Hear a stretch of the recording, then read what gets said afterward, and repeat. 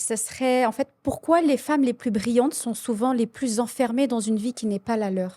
Alors, les femmes qui sont brillantes, déjà, il faut comprendre une chose, c'est que derrière le terme brillante, il y a des critères de société. On définit qu'on est brillante comment?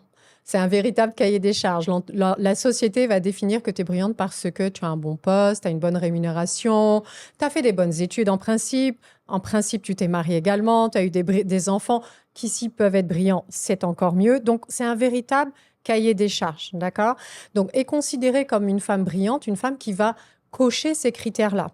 Et quand elle va atteindre ces critères-là, ça va être le trophée qu'elle a recherché pendant un bon moment. Donc, elle cherche à atteindre ce fameux trophée validé par la société. Oui. Une fois qu'elle a obtenu ce trophée-là, si tu veux, elle peut se rendre compte à un moment donné que elle a gagné le trophée, mais elle n'a pas forcément choisi cette vie. Non. Parce que finalement, on ne lui a pas donné le temps de décider de qui elle était. C'est-à-dire qu'avant même qu'elle décide qui je suis, on lui a dit qui elle devait être. Tu comprends? Oui, je comprends. Donc, du coup, elle se retrouve dans une situation où, aux yeux de la société, elle est brillante, elle a coché toutes les cases d'une vie parfaite, Parfaite. elle est censée être heureuse, tu vois. Et en même temps, elle se sent enfermée dans un espèce de carcan, dans une espèce de prison dorée, et c'est difficile d'en sortir parce que la société ne te permet pas d'en sortir facilement, parce qu'elle juge, tout simplement. Et en plus, si tu veux, là-dessus, on va avoir le conditionnement qui vient principalement de tous les systèmes auxquels elle appartient.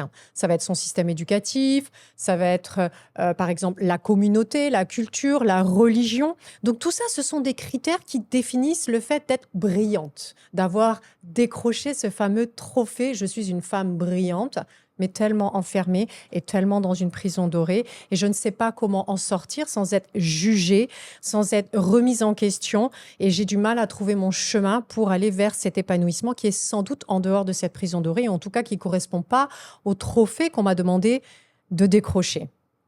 Tu vois. Et dès qu'elles vont lever, en fait, dès qu'elles vont lever la main pour dire mais en fait, ça ne me convient pas.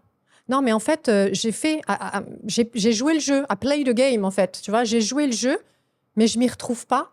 Et là, tu vas avoir une levée de bouclier et tout le monde va te dire, mais attends, c'est bon, tu t'es pris pour qui, en fait, quoi? Tu as tout ce qu'il faut pour être heureuse, donc tu es brillante, tu es intelligente, tu as réussi. Donc, c'est quoi ton problème, en fait? Oui, Tu je vois? vois. Donc, et moi, par exemple, tu le sais bien, si je prends mon cas de figure, j'ai été chercher ce fameux trophée validé par la société, j'ai coché les critères d'une vie parfaite, mais au prix d'avoir renoncé à une première vocation qui était celle d'être artiste. Je suis une artiste non assumée. La maison est remplie de tableaux qui restent à l'intérieur de notre propre galerie. Ok. Parce que après mon bac, j'avais le choix entre des études artistiques ou des études économiques, évidemment. Ayant décidé d'embrasser les critères de la société, j'ai été vers des études économiques qui étaient beaucoup plus rassurantes et qui me disaient que j'allais réussir à faire une vie. J'allais surtout réussir à être heureuse, en fait, tout Mhm. simplement. Parce que je voyais des artistes. En plus, à l'époque, j'habitais à Montmartre. Là, pour la petite anecdote, quand j'étais étudiante, j'habitais à Montmartre et je voyais tous ces artistes absolument extraordinaires qui étaient dans la rue, qui essayaient de s'en sortir. Et je me disais, mais qu'est-ce que j'ai de plus, moi, pour aller réussir dans une voie qui est déjà compliquée? On va suivre le mouvement, on va suivre les critères de la société, on va faire des études d'économie, on va faire Dauphine, tout ira bien. Et je vais aller décrocher ce fameux trophée que nous donne la société, mais qui nous enferme complètement également. Donc une femme dite brillante, elle a beaucoup de mal à sortir de ce carcan parce qu'elle a embrassé les codes que lui a demandé de faire la société et elle se retrouve avec un joli trophée sur son étagère, mais qui ne correspond pas forcément à la vie qu'elle aurait voulu avoir.